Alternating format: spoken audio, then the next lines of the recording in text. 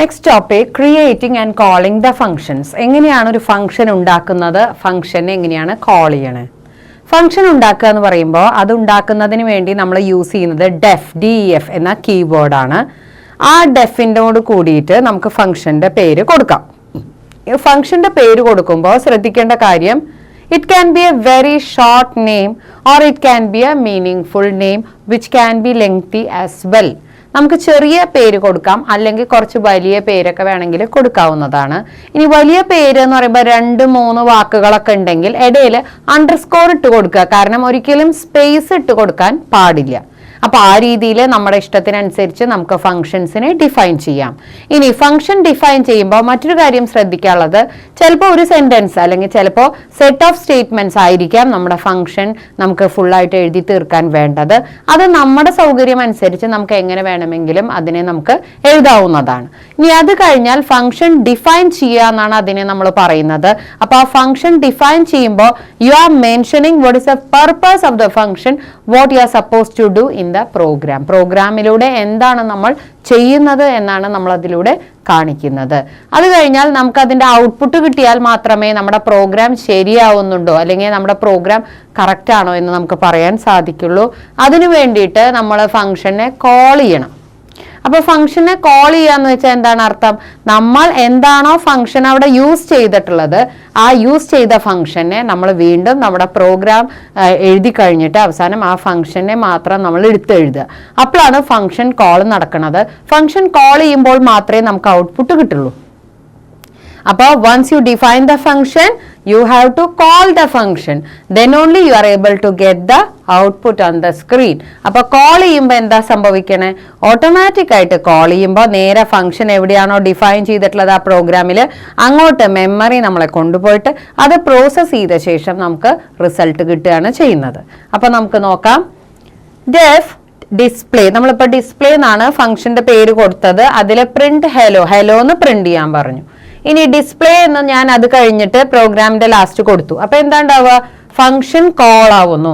അപ്പോ പ്രിന്റ് ചെയ്യുന്നത് എന്തായിരിക്കും, ഹെലോ എന്ന് നമുക്ക് സ്ക്രീനിൽ പ്രിന്റ് ആവും. അതാണ് നമ്മുടെ output after the function call. Function call ചെയ്ത് കഴിയുമ്പോൾ കിട്ടുന്ന ഔട്ട്പുട്ടാണ് എന്ത്, ഹെലോ എന്ന് പറയുന്നത്. കാരണം ഞാൻ ആ ഫംഗ്ഷനിലൂടെ ഹെലോ എന്നാണ് കൊടുത്തത്. ഇനി അടുത്തതായിട്ട് നമ്മൾ പഠിക്കാൻ പോകുന്നത് ടൈപ്സ് ഓഫ് വേരിയബിൾസ് ആണ്. നമുക്ക് ഇവിടെ 3 തരത്തിലുള്ള വേരിയബിൾസ് ആണ് നമ്മൾ പഠിക്കുന്നത്. അതിൽ ആദ്യം തന്നെ പറയുന്നു ലോക്കൽ വേരിയബിൾ. ലോക്കൽ വേരിയബിൾ എന്ന് വെച്ചാൽ എന്താണ്, that variable which is used in the loop or in a specific part of the program.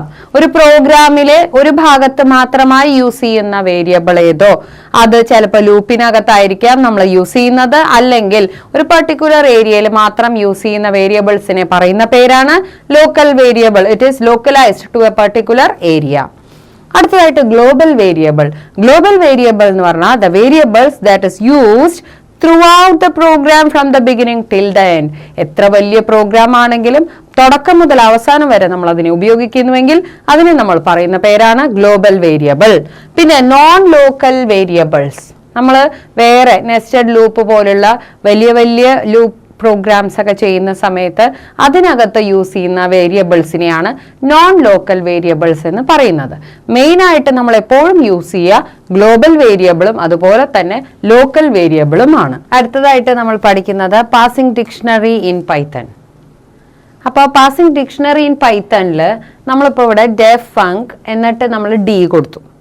Four key in D, print key. അപ്പൊ കീയുടെ വാല്യൂ എന്നുള്ളത് നമ്മൾ വേറെ ഇതിലേക്കാണ് പ്രിന്റ് ചെയ്യിക്കണം. അപ്പൊ എന്താ വെച്ചാൽ ഡിക്ഷണറിയിലെ പ്രത്യേകത ഓരോന്നും കീ വാല്യൂ പെയറുകളായിട്ടാണ് കാണപ്പെടുന്നത്. അപ്പോ ഇവിടെ mydict ഈക്വൽ ടു നോക്കൂ A1 B2 C3 എന്ന് കൊടുത്തിരിക്കുകയാണ്. അപ്പൊ നമ്മൾ ഈ ഫംഗ്ഷൻ വെച്ച് പ്രിന്റ് ചെയ്യിക്കുമ്പോൾ നമുക്ക് ഇങ്ങനെയാണ് ഔട്ട്പുട്ടിൽ പ്രിന്റ് ആവുക. Key A value 1, key B value 2, key C value 3 എന്ന് പറഞ്ഞിട്ടാണ് പ്രിന്റ് ആവുക. ഇനി മറ്റൊരു കാര്യം ശ്രദ്ധിക്കാനുള്ളത്, നമ്മൾ നേരത്തെ ടപ്പിൾ എക്സാമ്പിളിന്റെ ഡിസ്കസ് ചെയ്തപ്പോൾ അതിൽ ഇഫ് കണ്ടീഷൻ കൊടുക്കുമ്പോൾ ആ ഇഫ് കണ്ടീഷനിൽ കോളൻ ഇടണം. ഞാൻ കോളൻ ഇടാനായിട്ട് വിട്ടുപോയിരുന്നു. അപ്പോൾ നമ്മൾ ഇഫ് കണ്ടീഷനിൽ കോളൻ കൊടുക്കാൻ മറക്കരുത്. അതേപോലെ ഫോർ ലൂപ്പ് എഴുതുമ്പോഴും കോളൻ കൊടുക്കാനായിട്ട് മറക്കരുത്. അങ്ങനെ കൊടുത്താൽ നമുക്കത് സിൻടാക്സ് എറർ ആവും, നമുക്ക് ഔട്ട്പുട്ട് കിട്ടില്ല. അപ്പോൾ ഡിക്ഷണറിയിലാവുമ്പോൾ കീ വാല്യൂ പെയർ ആണ് ഉദ്ദേശിക്കുന്നത്. അപ്പോൾ ഫംഗ്ഷനിലൂടെ നമ്മൾ എന്താ ചെയ്തത് ഇവിടെ എന്ന് വെച്ചാൽ ഇവിടെ നമ്മൾ ഡിക്ഷണറിയിലത്തെ വാല്യൂസ് ആണ് ഇവിടെ പാസ് ചെയ്തത്. അപ്പൊ നമുക്ക് അതനുസരിച്ച് നമ്മുടെ ഫംഗ്ഷൻ വർക്ക് ചെയ്യിക്കുമ്പോൾ നമുക്ക് ഔട്ട്പുട്ട് കിട്ടുന്നു. അതേമാതിരി പിന്നെ നമ്മൾ പഠിക്കുന്നത് മാത്തമാറ്റിക്കൽ ഫങ്ഷൻസ്. നമുക്ക് ഇതുപോലെ തന്നെ ഒരുപാട് റെഡിമെയ്ഡ് ആയിട്ടുള്ള മാത്തമാറ്റിക്കൽ ഫങ്ഷൻസ് പൈത്തണിൽ ചെയ്യാൻ സാധിക്കും. അതിലൊരു എക്സാമ്പിൾ നമുക്ക് നോക്കാം. ഇമ്പോർട്ട് മാത്ത് എന്ന് ആദ്യം നമ്മൾ വെക്കണം. കാരണം മാത്ത് ആണ് നമ്മളിവിടെ ഉപയോഗിക്കുന്നത്. മാത്തമാറ്റിക്കൽ ഫങ്ഷൻസ് എന്ന അർത്ഥമാണ് മാത്തിനുള്ളത്. അപ്പൊ അതിനെ ഇവിടേക്ക് നമുക്ക് വിളിക്കാൻ വേണ്ടിയിട്ടാണ് ഇമ്പോർട്ട് കീവേഡ് വെക്കുന്നത്. അപ്പൊ ഇമ്പോർട്ട് മാത്ത് r=math.sqrt(4) എന്ന് പറഞ്ഞാൽ സ്ക്വയർ റൂട്ട് ഓഫ് 4. നമ്മൾ മാത്സിൽ സാധാരണ ചെയ്യുന്നതാണ് സ്ക്വയർ റൂട്ട്. അപ്പൊ സ്ക്വയർ റൂട്ട് ഓഫ് 4 ചെയ്യുമ്പോൾ നമുക്കിവിടെ 2.0 കാരണം നമുക്ക് എപ്പോഴും ഇതിൽ ഡെസിമൽ ആയിട്ടാണ് സ്റ്റോർ ആവുന്നത്. അതുകൊണ്ടാണ് 2.0 എന്ന് വന്നത്. ഇനി ഇതുപോലെ പവർ, അതേപോലെ മാക്സിമം, മിനിമം, അതുപോലെ ഒരുപാട് മാത്തമാറ്റിക്കൽ ആയിട്ടുള്ള ഫങ്ഷൻസ് നമുക്ക് അവൈലബിൾ ആണ്. ഈ ഫങ്ഷനുകളെല്ലാം തന്നെ നമ്മുടെ പ്രോഗ്രാമിന്റെ ഭാഗമായിട്ട് നമുക്ക് വേണമെങ്കിൽ ഉപയോഗിക്കാം. അതനുസരിച്ച് നമുക്കപ്പോൾ റെഡിമെയ്ഡ് ആയിട്ടുള്ള ആൻസേഴ്സ് നമുക്ക് കിട്ടുന്നു. അതിന്റെ റീസൺ ഇതെല്ലാം തന്നെ ഓൾറെഡി സിസ്റ്റത്തിനകത്ത് ഉണ്ടാക്കി വെച്ചിട്ടുള്ള ഫങ്ഷൻസ് ആണെന്നുള്ളതാണ്. അപ്പോൾ ഇതിനെ നമുക്ക് ബിൽറ്റ് ഇൻ ഫങ്ഷൻസ് എന്ന് പറയാം. അപ്പോൾ യൂസർ ഡിഫൈൻ ഫങ്ഷൻസ് എന്താണ്? ഇതുപോലെ നമ്മുടെ ആവശ്യത്തിനനുസരിച്ച് നമ്മൾ ഉണ്ടാക്കുന്ന ഫങ്ഷൻസ് ആണ് യൂസർ ഡിഫൈൻ ഫങ്ഷൻസ്. എന്നാൽ നമുക്കിവിടെ ഓൾറെഡി അവൈലബിൾ ആയിട്ടുള്ള ഫങ്ഷൻസ്, ഇപ്പൊ ഇവിടെ മാത്ത് എന്ന് പറഞ്ഞില്ലേ, അപ്പൊ മാത്ത് എന്ന് പറഞ്ഞാൽ മാത്തമാറ്റിക്കൽ ആയിട്ടുള്ള ഫങ്ഷൻസ്. ഇതുപോലെ നമുക്ക് അവൈലബിൾ ആയിട്ടുള്ള ഫങ്ഷൻസിനെ നമുക്ക് ബിൽറ്റ് ഇൻ ഫങ്ഷൻസ് എന്നാണ് പറയുന്നത്. നെക്സ്റ്റ് നമ്മൾ ലോക്കൽ വേരിയബിളിന്റെയും ഗ്ലോബൽ വേരിയബിളിന്റെയും ഒരു എക്സാമ്പിൾ ആണ് നോക്കാൻ പോകുന്നത്. ലോക്കൽ വേരിയബിൾസിൽ നോക്കുക, ഡെഫ് ഫൺ എന്ന് കൊടുത്തു. ഫൺ ആണ് ഫംഗ്ഷന്റെ പേര്. s=I love India. അപ്പോൾ ഐ ലവ് ഇന്ത്യ എന്ന് പറയുന്നത് എസ് എന്ന് പറഞ്ഞ ലോക്കൽ വേരിയബിളിലേക്ക് സ്റ്റോർ ചെയ്തു. Print S.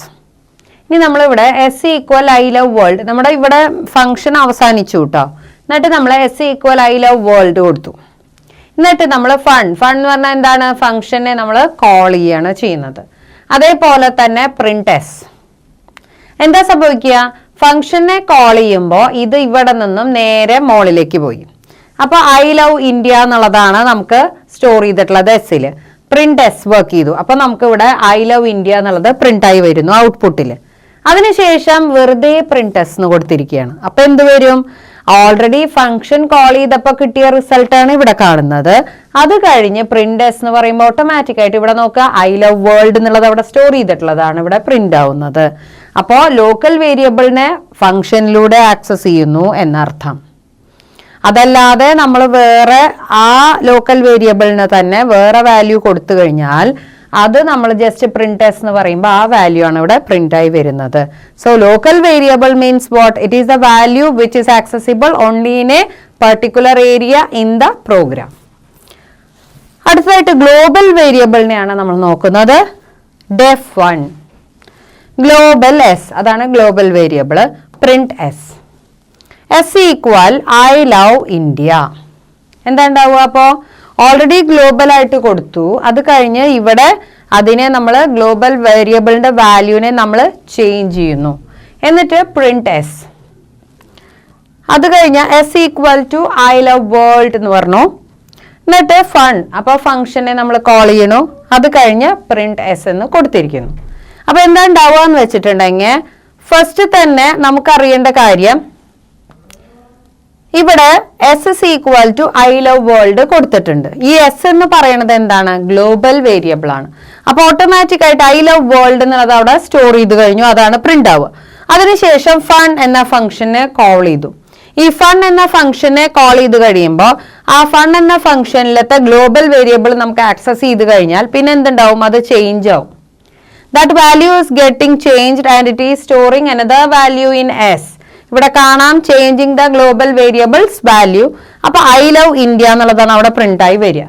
അത് കഴിഞ്ഞ് പ്രിന്റ് എസ് എന്ന് പറയുമ്പോൾ വീണ്ടും ഒരു തവണ കൂടി ഐ ലവ് ഇന്ത്യ പ്രിന്റ് ആവുന്നു. കാരണം എന്താ? ഗ്ലോബൽ വാല്യൂന്റെ വേരിയബിളില് നമ്മൾ വാല്യൂ ചേഞ്ച് ചെയ്തു. അപ്പോൾ ഗ്ലോബൽ വേരിയബിളിന്റെ വാല്യൂ ചേഞ്ച് ആയതുകൊണ്ടാണ് ഈ ചേഞ്ച് ഔട്ട്പുട്ടിൽ സംഭവിക്കുന്നത്. ഇത് നമ്മൾ ഓർക്കണം. ഇനി ഇതിൽ നോൺ ലോക്കൽ വേരിയബിളിന്റെ ചോദിക്കില്ല, കാരണം നോൺ ലോക്കൽ വേരിയബിൾ നമുക്കിപ്പോൾ നെസ്റ്റിംഗ് ഓഫ് മെമ്പർ ഫങ്ഷൻസ് ഒക്കെ വരുന്ന സമയത്തേ വരുള്ളൂ, അത് നമ്മൾ ചെയ്യുന്നില്ല.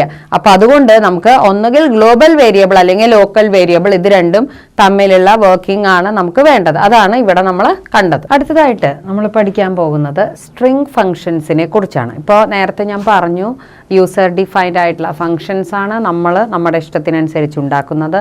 എന്നാൽ അതേസമയം ബിൽറ്റ് ഇൻ ഫങ്ഷൻസ് ആയിട്ട് ഒരുപാട് ഫങ്ഷൻസ് ഒരു പ്രോഗ്രാമിംഗ് ലാംഗ്വേജിൽ അവൈലബിൾ ആണ്. എന്തിനു വേണ്ടിയിട്ടാന്ന് വെച്ചാൽ അപ്പോൾ അത്രയും ഫങ്ഷനുകൾ നമുക്ക് റെഡിമെയ്ഡ് ആയിട്ടുണ്ടെങ്കിൽ നമുക്ക് അത് യൂസ് ചെയ്യുമ്പോൾ അതനുസരിച്ച് നമുക്കൊരു ഔട്ട്പുട്ട് കിട്ടുന്നു. അപ്പോൾ കുറച്ചും കൂടി എളുപ്പത്തിലൂടെ നമുക്ക് അങ്ങനെയുള്ള ഫങ്ഷൻസിനെയും ഉപയോഗിക്കാവുന്നതാണ്. അങ്ങനെയാണ് നമ്മൾ മാത്തമാറ്റിക്കൽ ഫങ്ഷൻസ് ഡിസ്കസ് ചെയ്തത്. അതുപോലെ തന്നെ നമുക്ക് ഉപയോഗിക്കാവുന്ന ഫങ്ഷൻസ് ആണ് സ്ട്രിംഗ് ഫങ്ഷൻസ് എന്ന് പറയുന്നത്. അതിൽ തന്നെ ഇപ്പോൾ ഇവിടെ ഒരു എക്സാമ്പിൾ കാണാം.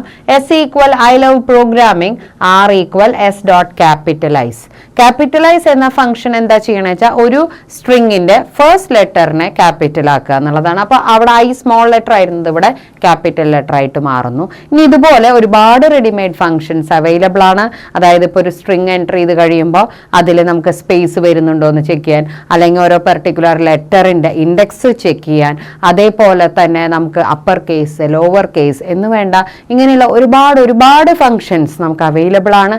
ഈ ഫംഗ്ഷനുകളെല്ലാം ഉപയോഗിച്ചുകൊണ്ട് നമുക്ക് നമ്മുടെ ഇഷ്ടത്തിനനുസരിച്ചുള്ള ഡിസൈർഡ് ഔട്ട്പുട്ട് ജനറേറ്റ് ചെയ്യാൻ സാധിക്കുന്നുണ്ട്. അപ്പോൾ എല്ലാ ഫംഗ്ഷൻസും പഠിക്കുക എന്ന് പറഞ്ഞാൽ പ്രാക്ടിക്കലി പറ്റില്ല. പക്ഷെ നമുക്ക് ഏതൊക്കെ ഫങ്ഷൻസ് ആണ് നമ്മുടെ പ്രോഗ്രാമിന്റെ ഭാഗമായിട്ട് നമുക്ക് ആവശ്യമുള്ളത്, അങ്ങനെയുള്ള ഫങ്ഷൻസ് വർക്ക് ചെയ്യിക്കാനും അതുപോലെ ആ ഫങ്ഷൻസിന്റെ പർപ്പസും നമ്മൾ മനസ്സിലാക്കി കഴിഞ്ഞാൽ നമുക്ക് ഏത് രീതിയിലുള്ള പ്രോഗ്രാം വേണമെങ്കിലും ഡെവലപ്പ് ചെയ്യാം. അങ്ങനെ നമുക്ക് ആവശ്യത്തിനനുസരിച്ചുള്ള ഔട്ട്പുട്ട് ജനറേറ്റ് ചെയ്യാൻ സാധിക്കുന്നു. അപ്പോൾ ഫങ്ഷൻസ് എന്ന ചാപ്റ്ററാണ് നമ്മൾ ഇന്ന് പഠിച്ചത്. അപ്പോൾ ഈ ഫങ്ഷൻസ് ചാപ്റ്ററിലൂടെ നമ്മൾ എന്താണ് പഠിക്കുന്നത്? നമുക്ക് ഒരു പ്രോഗ്രാമിനകത്ത് എത്ര വലിയ ടാസ്ക് വേണമെങ്കിലും ചെയ്യാം. ആ ടാസ്ക് നമ്മൾ ചെയ്യുന്നതിന്റെ ഭാഗമായിട്ട് എത്ര സ്റ്റെപ്പ് വേണമെങ്കിലും നമ്മുടെ പ്രോഗ്രാമിൽ ഉണ്ടാകാം. However, when we write the program may be too lengthy, but then it is divided into different sections so that we will make use of only a particular section at a time. ഒരു section മാത്രമേ ഒരു സമയത്ത് നമ്മൾ work ചെയ്യിക്കുന്നുള്ളൂ എന്നുള്ളത് കൊണ്ട് നമ്മുടെ പ്രോഗ്രാമിന്റെ efficiency വളരെയധികം കൂടുന്നു, യൂസർ ഫ്രണ്ട്ലി ആകുന്നു, കൂടുതൽ നല്ല രീതിയിൽ പ്രോഗ്രാമിനെ ഓർഗനൈസ് ചെയ്യാനും അതുവഴി ഔട്ട്പുട്ട് ജനറേറ്റ് ചെയ്യാനും നമുക്ക് സാധിക്കുന്നു. അപ്പൊ അതുകൊണ്ട് തന്നെ ഫങ്ഷൻസിന്റെ അഡ്വാൻറ്റേജസ് നമ്മൾ ഡിസ്കസ് ചെയ്തു. അതേപോലെ തന്നെ എങ്ങനെയൊക്കെയാണ് ഈ ഫങ്ഷൻസ് ഉപയോഗിക്കുന്നത്, then what are the two ways of passing value, that is pass by reference and pass by value, and we are using mostly pass by value to pass the values to a function. അപ്പോൾ അതെല്ലാ കാര്യങ്ങളാണ് നമ്മളിവിടെ discuss ചെയ്തത്.